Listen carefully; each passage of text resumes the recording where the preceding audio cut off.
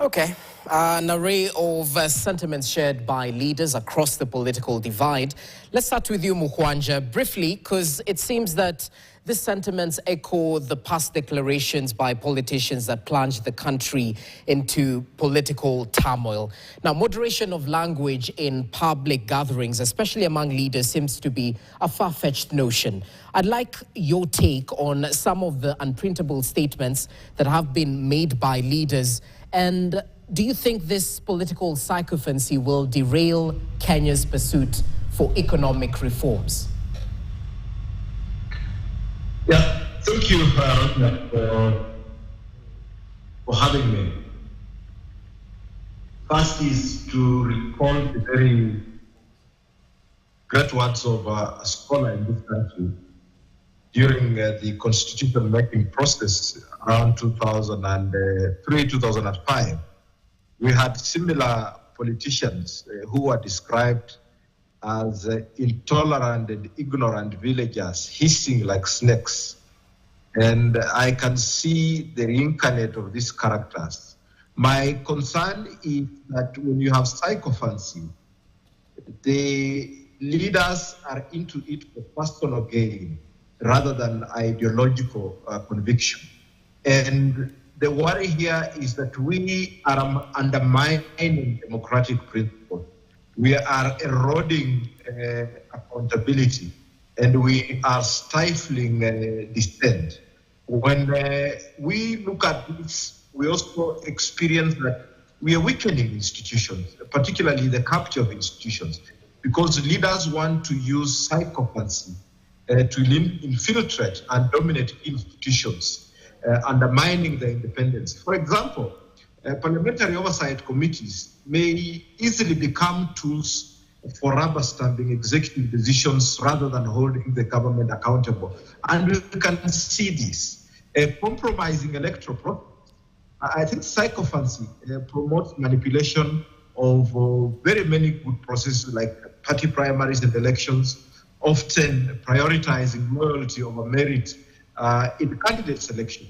And if we do not watch closely, we're going to see a changing of ethnic divisions. We're going to see the promotion of corruption and nepotism. We're going to see ethnic patronage coming up. But the most important one I want to raise, Rogers, is the stalling of multi-party development. We're already seeing a weak opposition.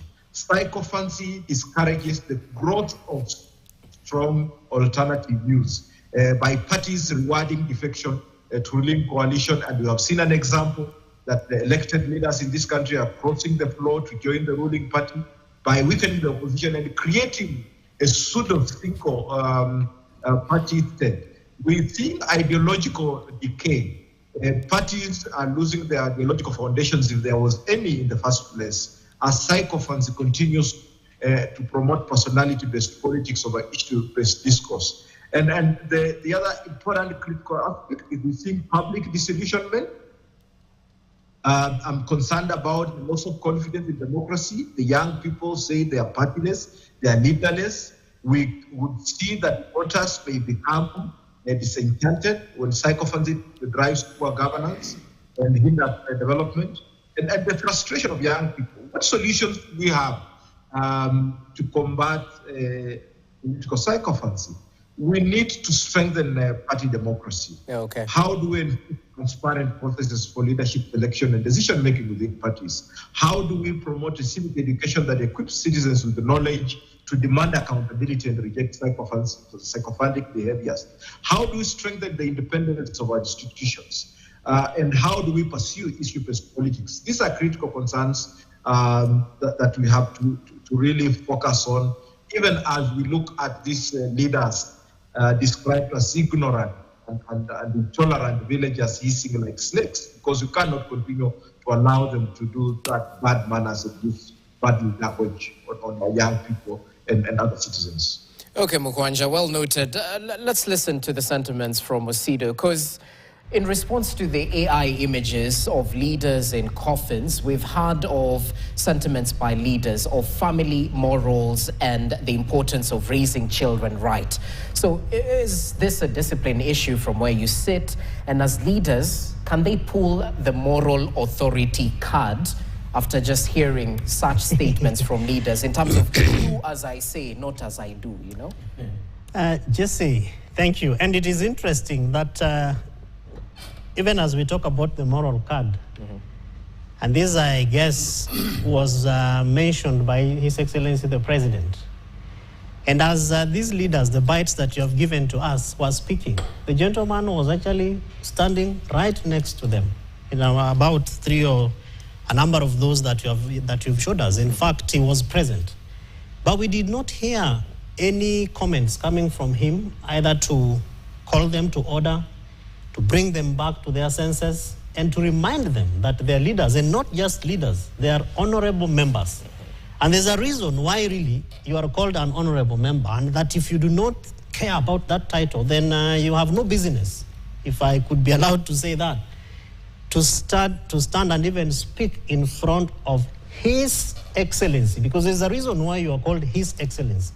There's a reason why you are Your Excellency. And if that means nothing to them, and begin to throw that excuse to families, to parents, to children, to young people, I think then the question that begs is, what kind of future are we building?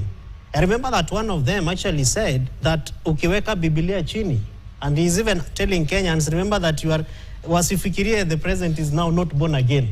There's a reason why the aspect of Christianity, or other religion, and faith is coming in. And if we do not think seriously, Jesse, about that, particularly in the context of who Kenya is, who Kenyans are, and the global image of this country, but throw away all those three things I have said, the historical, political history of this country, where this kind of similar narratives and tones have actually sent this country to almost a deathbed. These people must not be allowed, in my view, to continue to bear excuses around families. And of course, they might have a reason to talk about families, but you ask yourself, so what? Okay. Because you are leaders. There are many parents who are seated there. You know, there are many children who are even present there where they were being asked, niseme, nisiseme. But how do you go back to your house and even respond to your children, to your wives, because some of them have wives, to your girlfriends, to your next of kin, you know, people who are Kenyans, and they're also wondering, and they're reading social media and they're saying, really, why did you have to say that? How do you get back home and begin to even have dinner, breakfast with people who consider some of the donations that you are making, some of the language that you are using to be so intolerant and to be very inexcusable? Utaambia watu nini? So I don't think it is right for them to bear the excuses of families. We respect our leaders, and we also expect them to consider Kenyans to be respected, and that it is not important, Jesse, for them now to turn back and begin to ask us, how are you raising your children? Politically speaking, because as I finish, because my good friend Franklin has talked about politics and democracy, and we know how politics is organized in this country. If you went back and asked these people, kwa nini unaongea hivi? Because I have done that to some of them. They want to be leaders. That psycho-fancy card that they are throwing is largely around what they get. But you still get back to the same people that you are quote-unquote abusing. And so building the democratic space, I think, is a good thing to talk about. But the kind of political context of abuse, of disrespect, of dishonor, and not considering who you really are as a leader, I don't think will give us that space to build that political democracy. Nyaribo, as you come in, there are parameters in a democracy like ours where freedoms end and responsibilities begin. This Cyber Crimes Act has been floated as a cure for the ridicule of leaders online. Is there a law stopping Kenyans from insulting leaders as per the Constitution, or is this more of a societal moral issue? Thank you, Jesse. You've denied me the chance to attack the other issues, but I will come back to it. If I may answer you, the Cyber Crime Act, the cyberspace law, prohibits misuse of computer gadgets to commit a felony or to commit a misdemeanor or to commit a crime, either way. So what is prohibited is use of gadgets to harass or annoy in such a manner that what you are publishing through the systems is actually an offense. But it is not an offense to use the gadget to publish what is correct or factual, even if it's so annoying or offensive, as long as truly it is factual and it's correct position of whatever that issue is. Yeah, okay. So we have normally these cases where, young people and ordinary other citizens could be arrested that they have called you a certain name and you don't believe you are that name. It is upon the court to determine whether it is true. And if I have enough evidence to actually demonstrate that you are a thief, even though it is defamatory to call you a thief, but if I can prove it by evidence in a court of law, then I will be exonerated as having used the gadget improperly or irregularly. So they are misusing this, and it's a developing area because the United Nations, treaties on people's freedom to express themselves is correctly safeguarded. But you see, we can't use freedom to simply harass and oppress others. And you understand that there are people who are majority in something and others are minority. Therefore, majority can literally bully and troll and do a lot of bad things, even on social media, using gadgets. So there is a law, I agree. But there is no law, I can tell you for free here, that blocks people as a public from calling their leaders to account, from making sure they do what is right. And the way you treat a public figure is actually different from the way you treat ordinary citizens. A public figure is exposed to all manner of, we've got to analyze him, critique him, and understand who he is. Why? Because he's leading society, and society must be brought into some order considered correct by that particular society or community. So, right. So the Minister for Internal Security is an advocate of the High Court, and I heard him say the children are involved in bad manners and all that kind of thing. There is no crime called bad manners. You will check through the Constitution and all laws. There is no, in fact, Chapter 6 on integrity talks about leaders, not the babies in the university and social media bloggers and people expressing themselves for their age and knowledge. No, the leadership. What language? In fact, I see just a very stressed government. A very stressed government officials. Every time they appear on television, you think that they're frustrated. Because if you look at these kind of statements from Sugoi and then now Kipchumba and Maalim, and by the way, I've said this on my media, on my social media, the people responsible for the decaying of this society are professionals. Now it's coming out clearly that probably it is the errant lawyers. But professionals are the problem, because if Amason Kingi can tame his tongue, if Kipchumba Murkomen can tame his tongue and who is and this other, Maalim, he's done law. Yes, he's done other courses, but he's done law as well here at the university. So he's talking like that. And this, we would excuse any madman if he actually stood up in public and did that. But when elites who are professionals go down that lane, they are responsible for the social decay. So if you ask me, this is a very frustrated government, but I will tell you the good news. The good news is simple. When you are mad and annoyed, your tempers are raised. You can't control what you say. So these are frustrated government officials because they are fully aware that their days are numbered. They have realized that much as we promised people, look at the head of state. When President Ruto was campaigning, he would be like, we wanted to hide, under the table, let him pass. He will swallow all of us. But sooner or later, the citizens discovered that that was campaign and that was a speech. Now we know you. So people now are engaging him. As a government, it is good to be engaged. So the problem is this sycophants around the president, instead of going back to refer to their law school notes, they're actually referring to their grandmother's DNA and their mother's DNA, where maybe the mothers had problems educating you. You know, you cannot go back there. Now, you should use civility. You look at the books, you say you read the Bible, look at what the Bible is advising, and then follow that. So, what is the problem? The problem is that these people in government have realized that their numbers are diminishing each day. You saw this guy for government service delivery, Mr. Mbai, Dr. Mbai. You know, I mean, you saw what he did. Now look at Justin Muturi.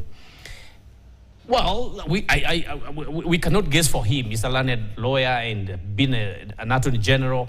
But from what he's talking today, it is definitely going to damage the government of William Ruto. Why? Because he's been called to CID to write.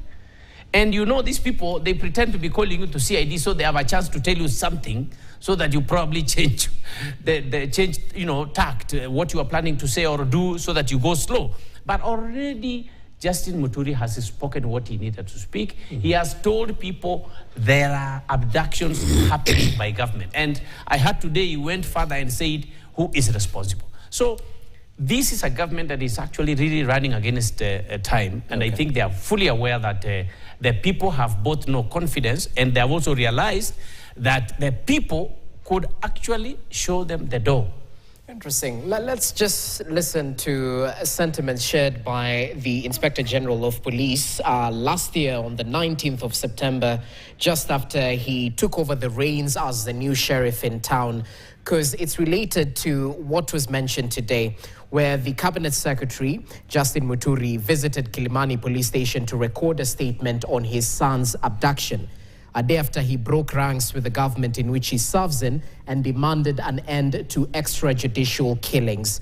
Some have told the CS to resign or he'll face a censure motion. But in that statement recorded today, CS Muturi alleges that the National Intelligence Service, NIS, is orchestrating these abductions with the full knowledge of President William Ruto.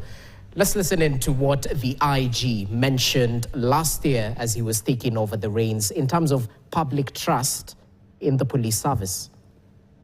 We understand that our mandate as a law enforcement agency calls for sustained police public relations. That way, we will strengthen the trust and confidence on each side. So are they strengthening the trust and confidence? That's a big question. Mukwanja, as you come in, the IG and the head of DCI failed to appear in court. Some call it blatant impunity. What do you make of the no-show? Equally, is ignorance enough defense from the security agencies? We don't know. Is that an answer enough for Kenyans? Ignorance is no defense. And there's an old adage that fish starts rotting from the head. And I think today, the Honorable Justin Muturi has pointed clearly that the suspected rot is actually beginning from the head. If the president was aware that, and is aware that security apparatus are involved in the abductions, then the question of the adherence to the rule of law must be squarely placed at the doorstep of State House. Government actions need to adhere to constitutional principles. And secondly, the judiciary should be independent. As we see, we may not be able to sufficiently demand adherence to the rule of law from the Inspector General of Police if they can see that from the topmost office in the land, the presidency is not keen to respect and adhere to the rule of law. It is as simple as that. When we get it right at that level, then the rest of the government officers will follow the queue, and we will be able to realize this, adherence to the rule. As it is, we have not seen that. and we cannot therefore expect the Inspector General of Police to do what he can see clearly that the seniors abhor, and therefore he will maybe be rewarded for the wrongdoing than seemingly respecting the Constitution.